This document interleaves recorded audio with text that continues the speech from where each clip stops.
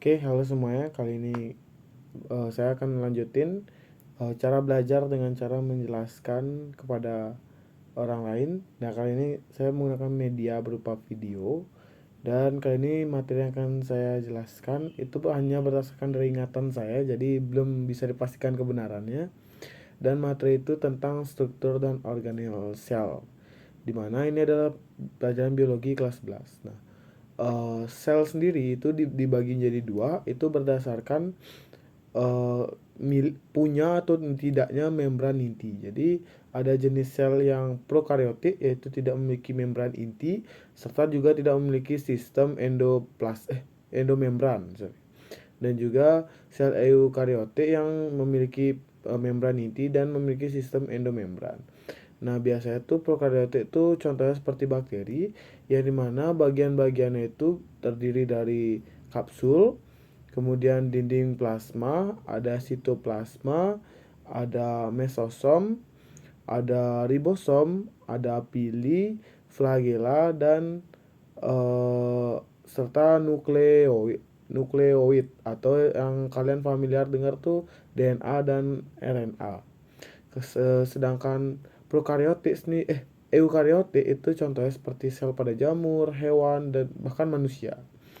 Nah, di eukaryotik ini bagian-bagiannya itu ada membran plasma, kemudian ada sitoplasma, ada badan Golgi, ada retikulum endoplasma atau kalian sering menyebutnya RE, ada mitokondria, the powerhouse of cell, ada juga ribosom, eh, ya ada juga ribosom. Nah, kemudian ada nukleus inti sel. Kemudian untuk fungsi-fungsi sendiri itu dinding sel tentunya melindungi setelah memberikan bentuk kepada sel itu sendiri. Sedangkan membran sel, nah pada membran sel ini dia berfungsi untuk menyaring filterisasi, di mana dia punya namanya semi permae. Jadi membran sel ini akan menyaring molekul-molekul yang berukuran kecil hingga dapat masuk ke dalam sel. Nah, membran plasma sendiri itu terbuat dari lipid, atau lemak, protein, dan juga karbohidrat. Dan membran plasma ini tersusun dari struktur yang namanya itu fosfolipid bilayer atau dua layer ganda atau rangkap dua yang terbentuk dari fosfat dan lipid. Nah, sesuai namanya tadi, fosfolipid bilayer ini memiliki dua layer, di mana layer atas atau kepala itu mengandung fosfat dan bersifat hidrofilik atau menyukai air, dan layer bawah atau layer ekor itu mengandung lipid dan bersifat hidrofobik atau tidak menyukai air. Nah, selain fosfolipid, dalam membran eh, plasma juga terkandung protein integral dan protein perifer, di mana protein integral ini protein dua layer, jadi protein itu tembus ke dua layer, sedangkan protein perifer itu hanya setengah layer, hanya satu layer. Jadi fungsinya protein integral itu sebagai tempat masuknya molekul. Kemudian di membran plasma juga ada kolesterol, di mana semakin banyak kolesterol ini akan menurunkan likuiditas membran plasma atau flexibility membran plasma. Sedangkan kemudian ada namanya glikogen yang mengikat karbohidrat sehingga menjadi cadangan makanan pada membran plasma. Kemudian pada bagian sitoplasma ini tempat terjadi metabolisme sel, eh, serta pencernaan secara intraseluler. Kemudian pada mesosom sendiri adalah penghasil energi pada sel prokaryotik. Jadi mitokondrianya prokaryotik, karena di prokaryotik tidak ada mitokondria.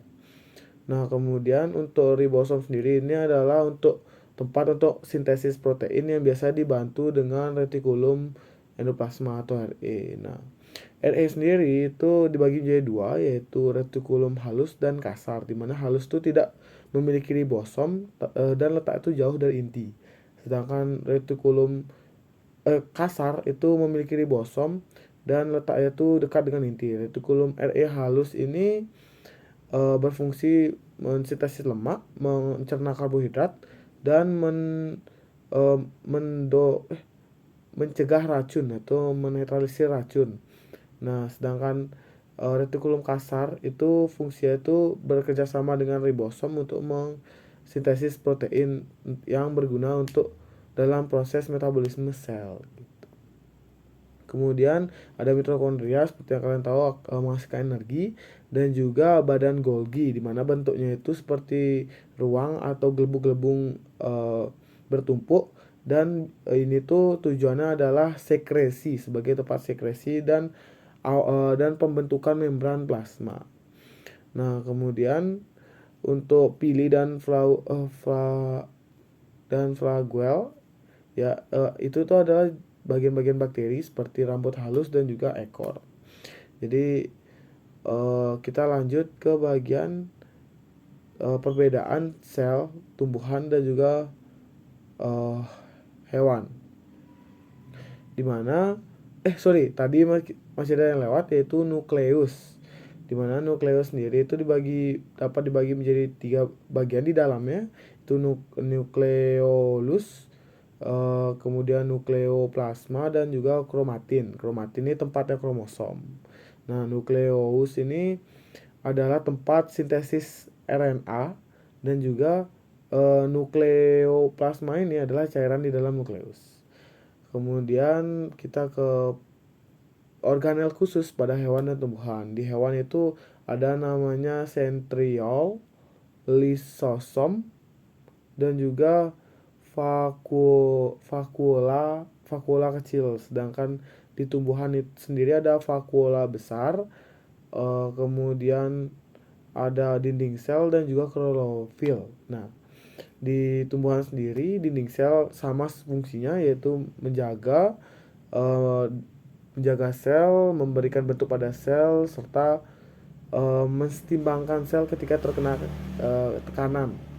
Nah, kemudian ada namanya itu vakuola. Vakuola sendiri itu adalah seperti cairan yang dilapisi membran tonoplas kalau nggak salah.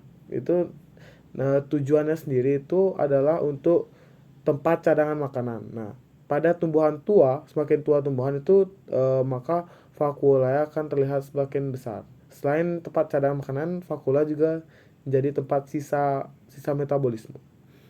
Nah, kemudian lanjut itu di bagian klorofil. Nah, pada tumbuhan sendiri itu klorofil tergolong pada plastida, di mana plastida itu dibagi menjadi tiga, yaitu kloroplas, kromoplas, dan leukoplas. Kloroplas ini adalah membran yang berisikan klorofil. Jadi ini yang organel tadi. Kemudian ada kromoplas, yaitu membran yang berisikan pigmen non fotosintetik. Jadi seperti warna merah, orange, atau kuning. Kemudian ada juga leukoplas, di mana ini tuh adalah membran yang warnanya itu bening. Jadi biasa digunakan sebagai tempat cadangan makanan.